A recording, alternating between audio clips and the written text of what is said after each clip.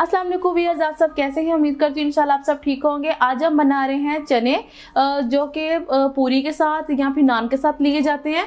और देख लेते उसके लिए किन अज्जा की ज़रूरत है। ये मेरे पास 2 मीडियम साइज़ के प्याज थे, उसको मैंने स्लाइसिस में काट लिया। और ये मेरे पास अदरक लहसुन पेस्ट है और ये तकरीबन 1 टीस्पून अदरक पेस्ट और 1 टीस्पून लहसुन पेस्ट है।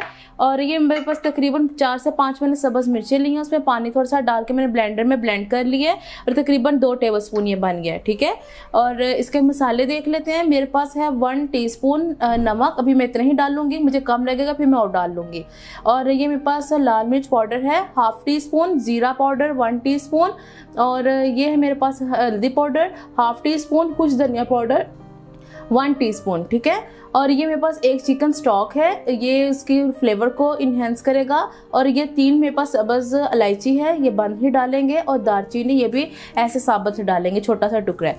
अच्छा जी, ये मेरे पास हैं 1/2 केजी से थोड़े से कम है मेरे पास वाइट चने। तो इसका चनों का पानी मैंने फेंका नहीं है, तो इसको मैंने अच्छे तरीके से रख लिया है और मैं इंशाल्लाह अब इसको सालन में यूज़ करूँगी। चलें जी, अब देख लेते हैं कि इसको कैसे बनाते हैं जी। तो व्यूअर्स ये देखें, मैंने पैन में डाल दिया 1 कप ऑयल डाल दिया है। अब इसको हम प्याज को डाल देंगे इसके अंदर। अभी मैं इसकी आंच तेज कर दी है। प्याज हमारा फ्राई हो गया है। ठीक है जी, तो व्यूअर्स आप प्याज का क्या करना है, प्याज मैंने बटर पेपर पे निकाल लिया है। ठीक है, वो ठंडा हो गया है।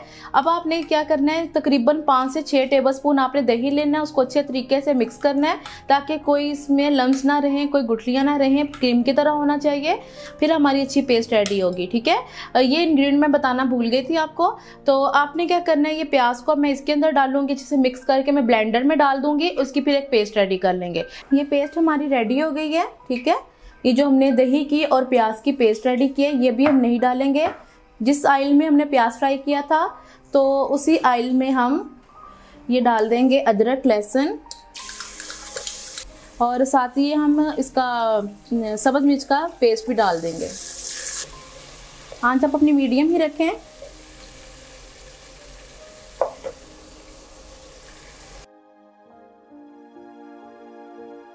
अब हम ये प्याज वाला पेस्ट सारा इसके अंदर डाल देंगे।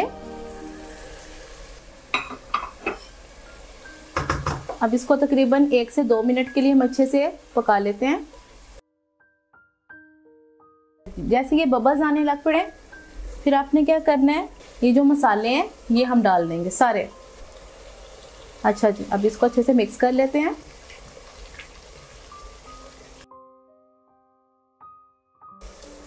अब इसके अंदर हम ये सब्ज़ इलायची और दालचीनी ये भी डाल देंगे खुशबू के लिए।